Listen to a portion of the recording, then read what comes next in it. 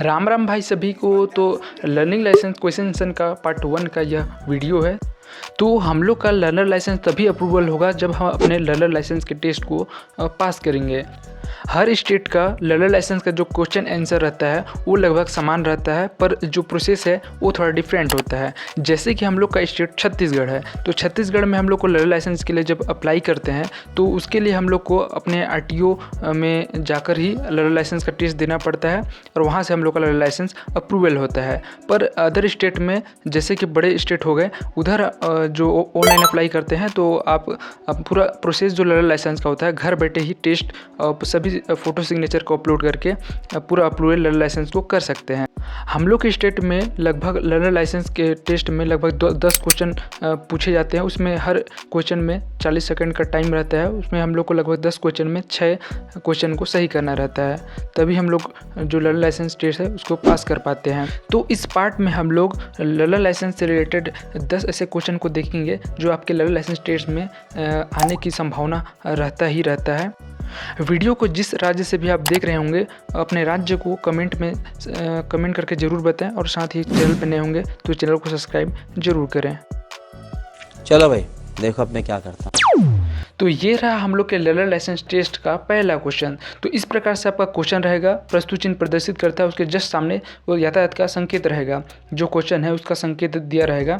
उसके बाद देख सकते हैं क्या क्या ऑप्शन दिया है। प्राथमिक चिकित्सा चौकी, आराम करने की जगह, अस्पताल और इनमें से कोई नहीं। तो इसमें से आपको सेलेक्ट करना रहता है।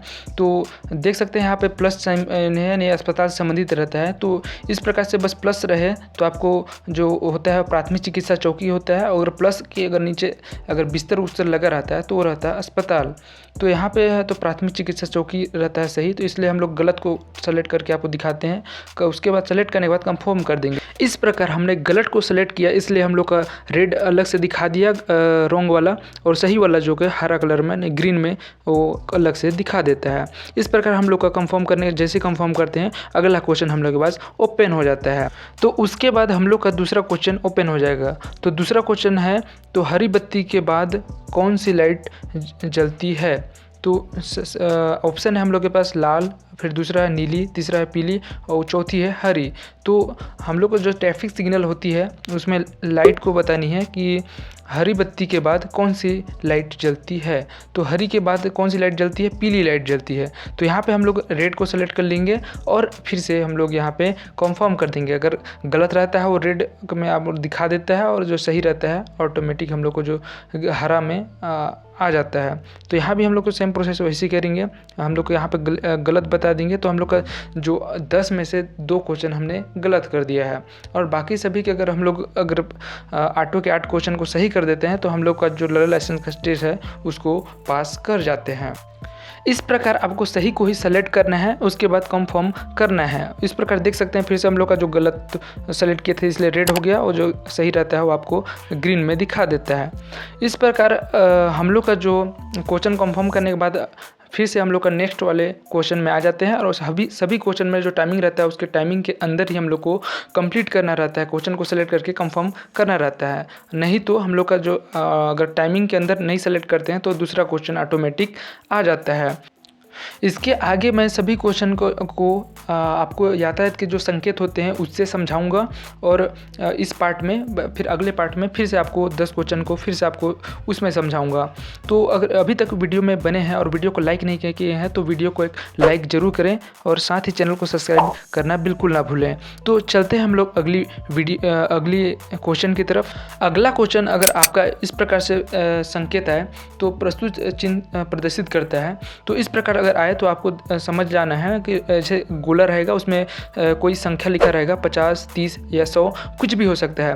तो जो संकेत है वो प्रदर्शित करता है गति सीमा को, यानी जो हम लोग का गाड़ी या कार का स्पीड रहता है उसको 50 से ऊपर नहीं जाने देना है। तो ये जो संकेत है ये गति सीमा को प्रदर्शित करती है कि हम लोग को जो गाड़ी का स्पीड या कार का स्पीड है वो 50 से अधिक नहीं चलानी है। तो ये हम लोग का तीसरा क्वेश्चन हो गया। तो चलते हैं अगली क्वेश्चन की ओर। और अगर आपके पास ये वाला संकेत आए तो आपको इसमें भी आपको कन्फ्यूज़न नहीं होनी है। जो पहला वाला है त्रिभुज टाइप में जो दिख रहा है वो होता है रास्ता दीजिए, यानी आपको रास्ता क्वेश्चन रहेगा, प्रस्तुत चिन्ह प्रदर्शित करता है तो आपको आंसर देना है रास्ता दीजिए।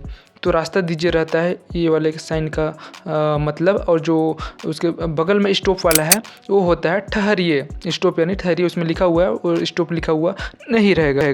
फिर अगर आपके पास इस प्रकार का संकेत है तो प्रस्तुत चिन्ह प्रदर्शित करता है, जो अगर व्यक्ति है कोई उस पर बैन वाला लग जाता है तो ये हो जाता है प्रवेश निषेध। तो इसका आंसर हो जाएगा प्रवेश निषेध है, किसी व्यक्ति के यहाँ पे प्रवेश निषेध है। अगर अगला क्वेश्चन में आपको इस संकेत के बारे में पूछ ले तो आपको कंफ्यूज नहीं होना है। तो आपको ये बैन या किसी चीज़ को पर निषेध नहीं किया है। इस प्रकार से अगर आपको संकेत आए तो ये होता है चारों तरफ रहता है रास्ता, तो इसका होता है क्रॉस रोड, यानी सभी चारों तरफ है वो रास्ता है, तो चिन्ह प्रदर्शित करता है क्रॉस रोड को। इस प्रकार अगर अगला क्वेश्चन में आपको इस प्रकार का संकेत दे दे, आप देख सकते हैं इसमें कोई सीधा कोई सामने व्यक्ति जा रहा है, उसको कोई पीछे से उसके आगे तरफ जाने की कोशिश कर रहा है या उसको बैन कर दिया है, यानी इसमें जो ओवरटेकिंग है उसको निषेध किया गया है। तो इसका आंसर होगा ओवरटेकिंग निषेध।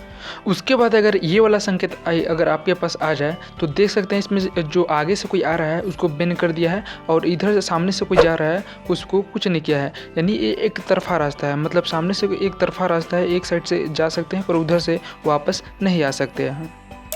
इसके बाद अगर आपके पास ये वाला संकेत आए, ये पी लिखा रहेगा, उसमें आपको बैन वाला निशान रहेगा, तो यहाँ पे आप इसका मतलब होता है यहाँ पे आप पार्किंग नहीं कर सकते हो, यानी पार्किंग निषेध रहता है।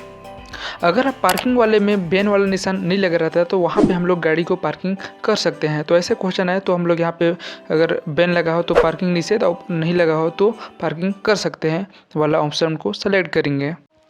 अगर आपके पास ये वाला संकेत आ जाए तो यहाँ भी आपको कंफ्यूज नहीं होना है। आप देख सकते हैं ये जो शुरू साइड है वो चौड़ा है, फिर आगे जाके सकरा हो जाता है, यानी ये वाला प्रदर्शित करता है ये संकेत, तो आगे रास्ता जो है सकरा है।